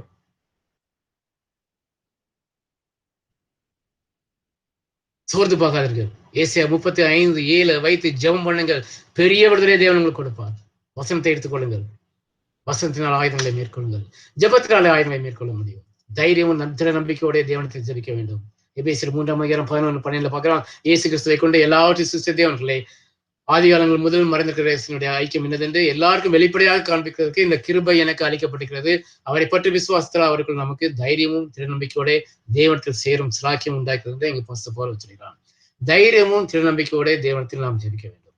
தேவன் இருக்கிறார் என்பதை நாம் விசுவாசித்து நாம் ஜெபிக்க வேண்டும். தைரியத்தோட வாங்க. நமக்காக எல்லாவற்றையும் கல்வாரி செய்து முடித்து விட்டார். எல்லா பாவங்களையும் அவர் மன்னித்து விட்டார். ஆகையால் எந்த விதமான சிந்தையில் பயத்தோட வராதீங்க, தைரியமா வாங்க. ஜெபத்துக்கு வரும்போது தேவன் அங்க இருக்கிறார் என்பதை விசுவாசித்து ஜெபிங்கள். நாம் பரிசுத்தான் எபிரேயர் 10:19-22 வரை இவ்வாறு பார்க்கிறோம். Hebrews chapter 10:19-22. சகோதரரே, நான் பரிசுத்த ஸ்தலத்தை பிரவேசிப்பதற்கு இயேசுவானவர் தமது மாம்சமாய திரையின் வழியாய் புதிதும் ஜீவனுமான ஒரு மார்க்கத்தை நமக்கு உண்டு பண்ணினபடினால், அந்த மார்க்கத்தின் வழியாய் பிரவேசிப்பதற்கு அவருடைய ரத்தத்தினாலே நமக்கு தைரியம் உண்டாயிருக்கிறபடினாலும், தேவனுடைய வீட்டின் மேல் அதிகாரி என்ற மகா ஆசிரியர் நமக்கு ஒருவர் இருக்கிறபடினாலும், துர்மன சாட்சி நீங்க தெளிக்கப்பட்ட இருதயம் உள்ளவர்களாகவும் சுத்த ஜலத்தில் கழுவப்பட்ட சரீரம் உள்ளவர்களாகவும் உண்மையில்வ இருதயத்தோடும் விசுவாசத்தின் பூரண நிச்சயத்தோடும் சேரக்கடவோம். நமக்காக கல்வாரி சொல்லி எல்லாவற்றையும் செய்து முடித்து விட்டார். இன்றும் 2000 ஆண்டுகளாக நமக்காக அவர் பரிந்து பேசிக் கொண்டிருக்கிறார். நாம் நேற்று செய்த பாவங்கள், இன்னைக்கு காலையில் செய்த பாவங்களுக்காக அவர் பரிந்து பேசிக் கொண்டே இருக்கிறார். நமக்கு ஒரு மகா பெரிய ஆசாரியர் நமக்கு ஒருவர் இருக்கிற அப்படின்னாலும் அதனால் துர்மனசாட்சியை நீக்கி போடுங்க. தெளிக்கப்பட்ட இருதயம் உள்ளவளாய் தைரியமாக வாங்க. சுத்த ஜலத்தால் கழுவப்பட்ட சரீரம் உள்ளவளாய் ரத்தத்தினால் கழுவப்பட்ட அந்த விசுவாசத்தோடு நம்பிக்கையோடு உண்மையோட இருதயத்தோடும் விசுவாசத்தின் பூர்ண நிச்சயத்தோடு வாங்க. உண்மையான இருதயத்தோடு வாங்க. தேவன் நம்முடைய இருதயத்தை உள்ளந்திரீங்களா அவர் ஆராய்ந்து அறிகிற தேவன். உண்மையா வாங்க. அப்பா நான் பாவிதான்ப்பா, என்னால செய்ய முடியல ராஜா, எவ்வளவு போராடிட்டேன்ப்பா, முடியல ராஜா. அப்படியே சன்றாங்க. ஹல்லேலூயா. அப்படியே உங்களை தூக்கி எடுப்பார், பலத்தை கொடுப்பார். ஆனா எனக்கு ஒரே ஒரு நிச்சயம், ஒரே ஒரு விசுவாசம் உண்டு, ஒரே ஒரு நம்பிக்கை உண்டு. என் தேவன் காலில் போய் உள்ள நிச்சயமா என்னை விடுதலை கொடுப்பார். எந்த விதமான பலவீனம் என்ன இருந்தாலும், எந்த விதமான சத்துரின் போராட்டங்கள் எங்களுடைய வாழ்க்கையில எங்களுடைய பிள்ளைகள வாழ்க்கை இருந்தாலும், தேவன் நிச்சயமாக நிச்சயமாக நிச்சயமாகவே இதுக்கு ஒரு முடிவு உண்டு. நிச்சயமாகவே அவர் என்னை ஹல்லேலூயா இதிலிருந்து மீட்டு எடுப்பார் என்று நீ பூரண நிச்சயத்தோடு வாங்க. நிச்சயமாக வெற்றி பெறுவீங்க. இந்த ஆயுதங்களை நீங்கள் மேற்கொள்ள முடியும். 3 காரியங்களை ஞாபகம் ஜெபிக்கும் போது, ஃபேக்ட் நம்பர் 1, கிறிஸ்துவை நாமத்தில் ஜெபிக்க நாம் முழங்காலில் வரணும். நாம் தேவனின் பிரசன்னத்தில் இருக்கிறோம் என்பதை மறந்து கொள்ளாதீர்கள். The moment we get into our news to pray or gather in Christ's name, we are in God's presence. We need just to acknowledge His presence. தேவன் நம் மத்தியிலே வாசமாக இருக்கிறார். அவருடைய பிரசன்னத்தை உணர்ந்தவர்களாக நீங்க ஜெபிக்க வாருங்க. 2வது, நீங்க சொல்வதை தேவன் கேட்கிறார் என்று முழு இதயத்தோடு நம்ப வேண்டும். அதேதான் 1 யோவான் 5:14 நாம் எதையாலும் அவரின் சித்தத்தின்படி கேட்டால் அவர் நமக்கு சேவை கொடுக்கிறார் என்பதே அவரை பற்றி நாம் கொடுக்கிற தைரியம். நாம் எதை கேட்டாலும் அவர் நமக்கு சேவை கொடுக்கிறார் என்பதை நாம் அறிந்தோமானால் அவர் நாம் கேட்டவரை பெற்றுக்கொண்டோம் என்றும் அறிந்திருக்கிறோம். ஹல்லேலூயா. Believe with all your heart that God does hear what you say. ஒரு அப்பாட்ட பேசுற மாதிரி பேசுங்க.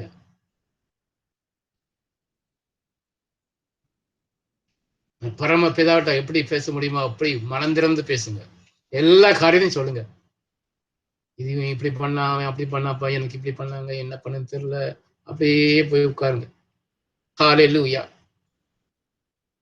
With all your heart, you pour out your heart to God, not to man. Please understand the difference. Don't pour out your heart to the man, but you pour out your heart to the God who made you, who created you, who knows about you, who knows in and out of you. Hallelujah.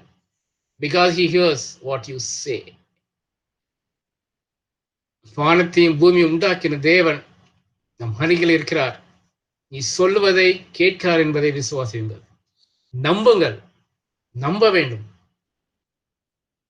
S, நாம் எதை கேட்டாலும் அவர் நமக்கு செவி கொடுக்கிறார் என்பதை நாம் அறிந்திருந்தோமானால் அவருக்கு நாம் கேட்டவர்களே பெற்றுக்கொண்டோம் என்றும் அறிந்திருக்கிறோம். ஹல்லேலூயா. 1 யோவான் 5:14-15 பார்க்கிறோம். நிச்சயமாக தேவை, சந்தேகமே இல்லை. யோபு சொல்கிறான், எனக்கு கொண்டு போட்டாலும் ஹல்லேலூயா, கொன்று போட்டாலும் நான் அவரை விட மாட்டேன். ஓ glory to Jesus. இரட்டத்தனையாக பெற்றான், இறந்து போன எல்லாவற்றையும் பெற்றான். அடுத்தது ஜெபிக்கும் போது மூன்றாவது உண்மை என்னவென்றால் we must pray with faith. கொலோசியர் 2:6 பார்க்கிறோம், ஆகையால் நீங்கள் கர்த்தராகிய இயேசு கிறிஸ்துவை ஏற்றுக்கொண்டபடியே அவருக்குள் மேற்கொண்டவர்களாகவும் அவர் மேல் கட்டப்பட்டவர்களாகவும் அவர்கள் நடந்து கொண்டு நீங்கள் போதிக்கப்பட்டபடியே விசுவாசத்தில் உறுதிப்பட்டு சோத்திரத்தோடு அதிலே பெருகுவீர்களாக. ஒவ்வொரு நாளும் அதுல வளர்ந்து வாங்க. ஃபெய்த்ல நீங்க ஒவ்வொரு நாளும் அப்படியே வளர்ந்து வாங்க. விசுவாச ஓட்டத்திலே ஒவ்வொரு நாளும் அவர் நம்மை நடத்தி கொண்டு வர்றதை நீங்க பார்த்து பார்த்து பார்த்து அது அப்படியே உங்களுடைய விசுவாசத்தை இன்க்ரீஸ் பண்ணிக்கொண்டே வருவீங்க. அதான் யூதா 20:21 பார்க்கிறோம், நீங்களோ பிரியமானவர்களே உங்கள் மகா பரிசுத்தமான விசுவாசத்தின் மேல் உங்களை உறுதிப்படுத்தி கொண்டு, மகா பரிசுத்தமான விசுவாசத்தின் மேல் உங்களை உறுதிப்படுத்திக் கொண்டு பரிசுத்த ஆவிக்குள் ஜெபம் பண்ணி தேவன் அன்பிலே உங்களை காத்து கொண்டு நித்திய ஜீவனுக்கு ஏதுவாக நம்முடைய கர்த்தராகிய இயேசு கிறிஸ்துவின் இரக்கத்தை பெற காத்திருங்கள் என்று சொல்கிறார். அடுத்ததாக சர்வாத ஆயுத வர்க்கத்தை நீங்க தரித்துக் கொள்ளுங்கள். எபேசியர் 6:10-13 பார்க்கிறோம், சகோதரரை கர்த்தரிலும் அவருடைய சத்துவத்தின் பலமிலும் பலப்படுங்கள், பிசாசின் தொந்தர்களோடு எதிர்த்து நிற்க திராணி உள்ளவளாகும்படி தேவனுடைய சர்வாயுத வர்க்கத்தையும் தரித்துக் கொள்ளுங்கள். ஏனென்றால் மாம்சத்தோடு இரத்தத்தோடும் அல்ல நம்முடைய யுத்தம், துரைத்தனங்களோடும் அதிகாரங்களோடும் பிரபஞ்சத்தின் அந்தகார லோகாதிபதியோடும் வாழ்ந்த மனிதர்கள பொல்லாத ஆவிலின் செயல்களோடும் நமக்கு போராட்டம் உண்டு. ஆகையால் தீங்கு நல்ல ஆவிலில் நீங்கள் எதிர்க்கவும் சகலத்தையும் செய்து முடித்தவர்களாக நிற்கவும் திராணி உள்ளவளாகும்படிக்கு தேவனுடைய சர்வாயுத வர்க்கத்தை எடுத்துக் கொள்ளுங்கள். சர்வாயுத வர்க்கம் எது என்பதையும் இந்த பரிசுத்த பவுல் அடுத்த வசனங்களில் கூறுகிறான். எபேசியர் 6:14-18 வரை வாரத்தில் சத்தியம் என்னும் கச்சையை உங்கள் அறையிலே கட்டினவர்களாக இருங்கள், நீதி என்னும் மார்க்கவசத்தை அறிந்து கொள்ளுங்கள், சமாதானத்தின் சுவிசேஷத்துக்குரிய ஆயத்தம் என்னும் பாத்திரச்சியை காலிலே தொடுத்தவர்களாக இருங்கள், பொல்லாங்கல் செய்யும் அக்னியாசங்களை எல்லாம் அவைத்துப்படுத்தக்கதாக எல்லாவற்றுக்கும் மேலாக விசுவாசம் என கேடகத்தை பிடித்தவர்களாக இருங்க, நிச்சயம் என்னும் தலைச்சீராவை பெற்றுக் கொள்ளுங்க, தேவ வசனமாகிய ஆவியின் பட்டயத்தை எடுத்துக் கொள்ளுங்கள். வசனமாகிய அந்த பட்டயத்தை வைத்து யுத்தம் பண்ணுங்கள். எந்த சமயத்திலும் சர்வவிதமான வேண்டுதலோடும் விண்ணப்பத்தோடும் ஆவினாலே ஜெபம் பண்ணி அதன் போட்டு மிகுந்த மன உறுதியோடும் சகல பசங்களுக்காகவும் பண்ணும் வேண்டுதலோடும் விழித்துக் கொண்டிருங்கள். ஹல்லேலூயா. எல்லாவற்றையும் தேவன் நமக்கு கற்றுக் கொடுத்திருக்கிறார், எப்படி ஜெபிக்க வேண்டும். சர்வாயுத வர்க்கத்தை நீங்க அணிந்தவர்களாக வாழுங்க. சத்தியம், சமாதானத்தின் சுவிசேஷம், நீதி, விசுவாசம் என கேடகம், ரட்சணியம், ரட்சிப்பு, தேவனுடைய வசனமாகிய ஆவியின் பட்டயம். உறுதியோடு இருங்க, நிச்சயமாக வெற்றி பெற முடியும். விசுவாசத்தில் நடக்கும்போது தேவனம் கொடுக்கும் ஆசீர்வாதங்கள். கிறிஸ்து தேவனுடைய வலதுபாசத்தில் இருக்கும் இடத்தில் உள்ள மேலான விலை நாம் தேடுகிற ஆசீர்வாதம். நம்முடைய set your mind on things above, not on things on the earth. கொலோசியர் 1:2 வர பார்க்கிறோம். Colossians chapter 3:1-2. நீங்கள் கிறிஸ்துவனுடைய கூட எழுந்தது உண்டானால் கிறிஸ்து தேவனுடைய வலதுபாசத்தில் வீட்டிற்கும் இடத்தில் உள்ள மேலானவைகளை தேடுங்கள், பூமியில் உள்ளவைகள் அல்ல, மேலானவைகளை நாடுகள் என்று சொல்கிறார். ஆம், கிறிஸ்து தேவனுடைய வலதுபாசத்தில் இருக்கிற அந்த இடத்தில் உள்ள மேலானவைகளை, பரலோகத்துக்கு உரியவைகளை நாம் தேட அந்த ஆசீர்வாதத்தை நாம் பெற்றுக்கொள்வோம். அடுத்த தேவனுடைய புத்திரராக இருக்கிற ஆசீர்வாதம். ரோமர் 8:14 பார்க்கிறோம், எவர்கள் தேவனுடைய ஆவினாலே நடத்தப்படுகிறார்களோ அவர்கள் தேவனுடைய புத்திரராக இருக்கிறார்கள். Romans 8:14 says, for as many as are led by the Spirit of God, these are sons of God. நாம் தேவனுடைய புத்திரராக இருக்கிறோம்.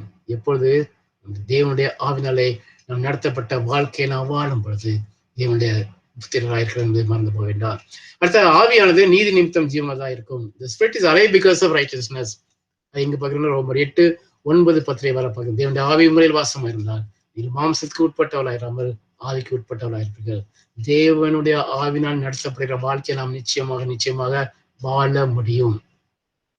கிறிஸ்துவின் ஆவி இல்லாதவன் அவருடைய மறந்து போகாதீர்கள். கிறிஸ்துவில் இருந்தால் சரீரமானது பாவ நிமித்தம் மறுத்ததாயும் ஆவியானது நீதி நிமித்தம் ஜீவனுள்ளதாயும் இருக்கும் என்று இங்கு பவுல் அப்போதும் சொல்கிறான். ஆவியானது நீதி நிமித்தம் ஜீவனதாக இருக்கிற அப்படின்னா நாம் இந்த ஆசீர்வாதத்தை நாம் தேவனத்தில் நாம் பெறுகிறோம், மறந்து போக வேண்டாம். அடுத்தது ஆவியானவர் நமக்கு பலவீனங்களில் நமக்கு உதவி செய்கிறார். நாம் ஆவியிலே நடத்தப்பட்ட வாழ்க்கையை வாழும்பொழுது ரோமர் 8:26 பார்க்கிறோம், ஆவியானவரும் நமது பலவீனங்களிலே நமக்கு உதவி செய்கிறார். நாம் ஏற்றபடி வேண்டிக் கொள்ள வேண்டியது என்னதென்று அறியாமல் இருக்கப்படினால் ஆவியானவர் தாமே வாக்குறுதின பெருமிச்சோடு நமக்காக வேண்டுதல் செய்கிறார். ஹல்லேலூயா. நம்முடைய பலவீனங்களிலே அவருடைய பலம் பரிபூர்ணமாக விளங்கும், மறந்து போக வேண்டாம். அடுத்து தேவனத்தில் அன்புகிறவர்களுக்கு சகலமும் நன்மைக்கு எதுவாகவே நடக்கும். ரோமர் 8:28 பவுல் குறிப்பிடுகிறான். Romans 8:28 says, and we know that all things work together for good to those who love God, to those who are they called according to his purpose. அன்றியோட தீர்மானத்தின்படி அழைக்கப்பட்டவர்களா தேவனத்தில் அன்பு கூறுவர்களுக்கு சகலமும் சகலமும் சகலமும் நன்மைக்கு எதுவாகவே நடக்கிறது என்று அறிந்திருக்கிறோம்.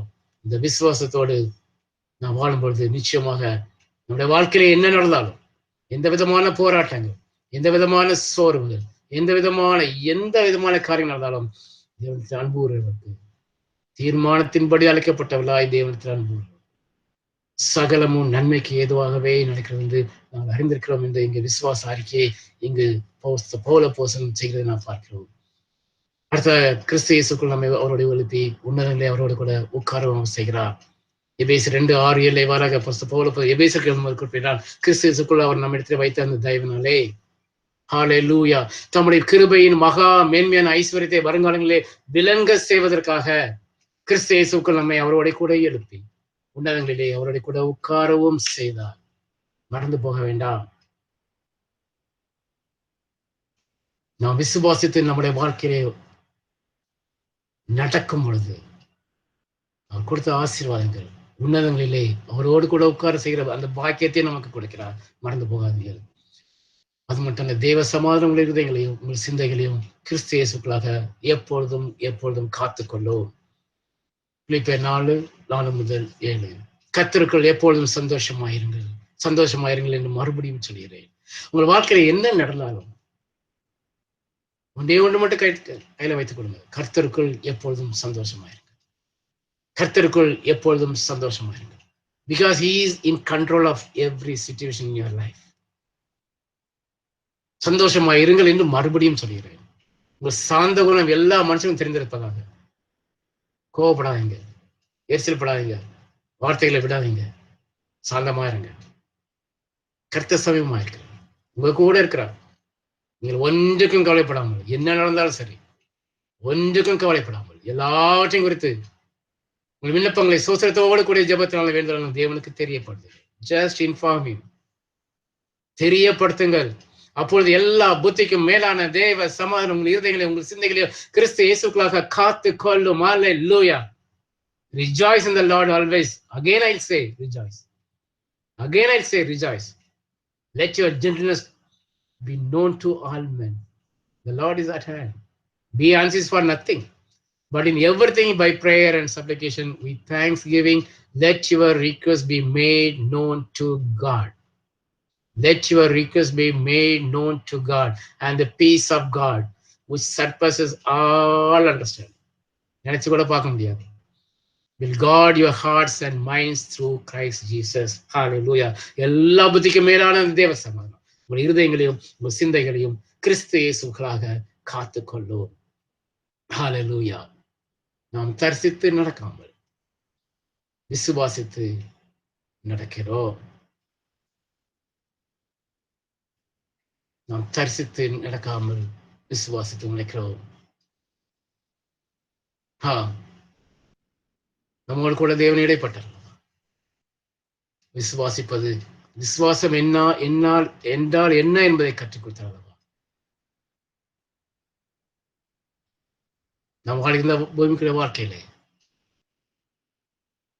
எல்லாம் கடந்து போகலாம். ஆனால் நமக்கு என்று அவர் ஒரு அழிந்து போகாத ஒரு நித்திய ஜீவனை நமக்காக ஆயத்தப்படுத்திக் கொண்டு வருகிறார். நித்திய ராஜ்யத்தை நமக்காக அவர் ஆயத்தப்படுத்திக் கொண்டிருக்கிறார். இதற்காக நம்மையும் அவர் ஆயத்தப்படுத்துகிறார். நம்மை ரட்சித்தார். நம்முடைய பரிசுத்த ஆவியானவரை நம்முடைய இருதயத்திலே வாழ்வதற்காக அனுப்பியும் தந்தார். நாம் தரிசித்து நடவாமல் விசுவாசித்து நடக்க கிருபையை செய்கிறார்.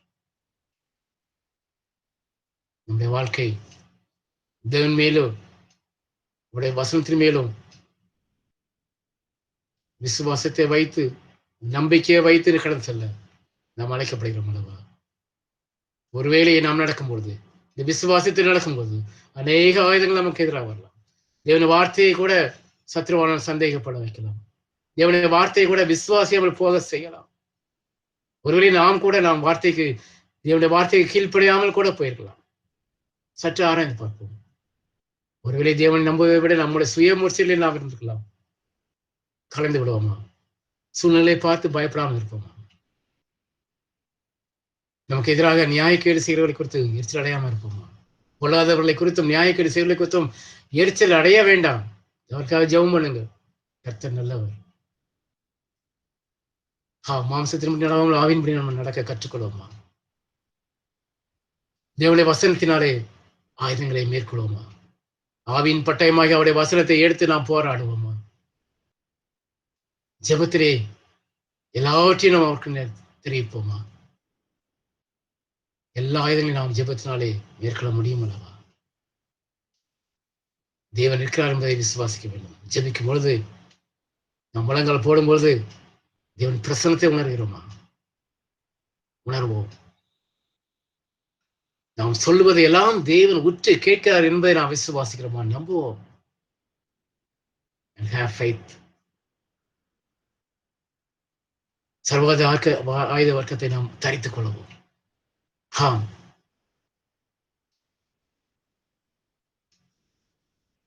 கிறிஸ்து தேவனுடைய வல்ல பசுவிற்கும் இடத்தை நமக்கு வைத்திருக்கிறார். மறந்து போக வேண்டாம். நமக்கு அநேக ஆசீர்வாதங்களை தேவன் வைத்திருக்கிறார்.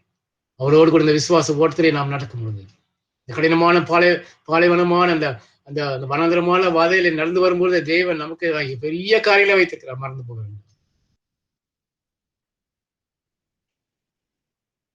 நாம் தேவனுடைய விசுவாசத்தில் நடக்கும்போது நாம் தேவனுடைய புத்திரராக இருக்கிறோம். ஆவியால் நடத்தப்படுகிற வேலைக்கு நடக்கும்போது நம்முடைய புத்திரராக இருக்கிறோம். மறந்து போக வேண்டாம்.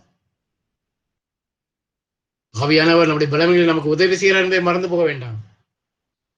வாக்குகளுக்காக பெருமைச்சோடு நமக்காக ஜெபம் பண்ணுகிறார். ஹல்லேலூயா. கிறிஸ்து இயேசுக்குள் நம்மையும் அவரோடு கூட எழுப்புகிறார். ஒன்றுக்கும் கவலைப்படாமல் எல்லாவற்றையும் குறித்து நாம் சொல்லும் பொழுது தெய்வீக சமாதானத்தை நமக்கு தருகிறார். கண்களை மூடுவோம். நல்ல பிதாவே, இந்த அருமையான நேரத்துக்காக நன்றி ராஜா. நீ கொடுத்த இந்த மன்னாவுக்காக கோடான கோடி நன்றி ராஜா. நான் தரிசித்து நடவாமலே விசுவாசி நடக்க வேண்டும் என்று எங்களுக்கு கற்றுக் கொடுத்தீங்க. நன்றி ராஜா. கர்த்தாவே, இப்ப பூமிக்கிற கூடாம எங்களுடைய வீடு அழிந்து போனாலும் தேவனா கட்டப்பட்ட கைவேலாத நித்திய வீடு பல்லவத்தில் நமக்கு உண்டு என்று நாங்கள் அறிந்திருக்கிறோம் ராஜா. நாங்கள் தரிசித்து நடவாமல் விசுவாசித்து நடக்கிறோம் ராஜா. விசுவாச ஓட்டத்தில் கத்தாவே எதிராக எல்லா ஆயுதங்களையும் கத்தாவே இந்த விதமான ஆயுதங்கள் வரும் என்று கற்றுக் கொடுத்தீங்க. நன்றி ராஜா. இந்த ஆயுதங்களை எவ்வாறு நாங்கள் எதிர்கொள்ள முடியும், எவ்வாறு அதை முறியடிக்க முடியும் என்று கற்றுக் கொடுத்தீங்க ராஜா. நன்றி ராஜா. பிதாவின் ஆவினாலே நடத்தப்படுகிற வாழ்க்கையை, பரிசுத்த ஆவினாலே நடத்தப்படுகிற வாழ்க்கையை கற்றுத்தாங்க ராஜா. இந்த விசுவாச ஓட்டத்திலே கத்தாவே ஒவ்வொரு நாளும் கத்தாவே எங்களுக்கு கண்களை கிறிஸ்துவினை பைத்தவளோட எங்களுக்கு கிருபையை தாங்க ராஜா. கத்தாவே, நீங்க சொன்ன ஒவ்வொரு வாக்கு தத்துவம், நீங்க எங்களுக்கு எங்க பிள்ளைகளுக்கு கொடுத்த ஒவ்வொரு வாக்கு தத்துவமும் கத்தாவே ஆமன் என்றும் ஏசு கிறிஸ்துக்கு ஆமேன் என்று இருக்கிறபடிதான் நமக்கு நன்றி ராஜா. நாங்கள் விசுவாசிக்கிற இன்னாரையும் நாங்கள் அறிவோம் ராஜா. விசுவாசத்தை துவைக்கிற முடிக்கிறோமா உண்மை நோக்கி நாங்கள் வர கிருபை தான். வாயினால் சொல்லப்பட்ட ஒவ்வொரு வாக்கு தத்துவம் கத்தாவே நீங்க உங்களுடைய கருத்தினால் நிறைவேற்றுகிற தேவனப்பா, அதையும் நாங்கள் அறிவோம் ராஜா. ஹல்லேலூயா. அது மட்டும் இல்லப்பா, ஆவிக்குரிய ஆசீர்வாதங்கள் எவ்வளவோ வைத்திருக்கிறீங்க. நன்றி ராஜா. இந்த உலகத்துல வாழும் கத்தாவே அந்த தெய்வ சமாதானம் கத்தாவே எங்களுடைய இருதயங்களை கத்தாவே எங்கள் சிந்தைகளை கத்தாவே அப்பா எங்களை காத்து கொள்கிறபடினால நன்றி ராஜா. ஏசு கிறிஸ்துவுக்கு காத்து கொள்கிறபடினால கோடான கோடி நன்றி ராஜா. அது உணர்ந்தவளாக அப்பா கடந்த சிலையில் கிருபை தாங்கப்பா. சுதிக்க நம்ம எல்லாவற்றையும் சேர்த்துறோம். ஏசு கிறிஸ்து நாமத்துக்கு நல்ல பிதாவே.